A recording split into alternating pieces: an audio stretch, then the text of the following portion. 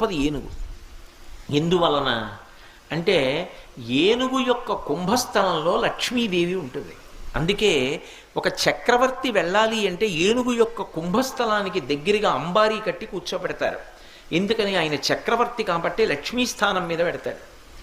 ఒక మహావిద్వాంసుడు ఉన్నాడు అనుకోండి, అంతటి మహావిద్వాంసుడు అంటే ఆయన్ని గౌరవించాలి అంటే ఏనుగు మీద కూర్చోపెట్టి పురవీధులలో ఊరిరిగింపు చేస్తారు.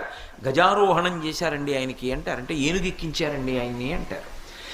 ఏనుగు ఒక్కటే అంత ఉత్కృష్ట ప్రాణి. లక్ష్మీస్థానం కుంభస్థలంలో ఉంటుంది. 5 చోట్లే ఉంటుంది లక్ష్మీదేవి. 1 ఏనుగు కుంభస్థలం, 2 ఆవు యొక్క వెనక తట్టు, 3 తామర పువ్వు, 4 మారేడు దళం యొక్క వెనుక భాగం, అంటే ఈనెలు ఉంటాయే ఆ ఈనెలు ఉన్నటువంటి ప్రాంతం, 5వది పెళ్ళైనటువంటి ఆడది అంటే సువాసిని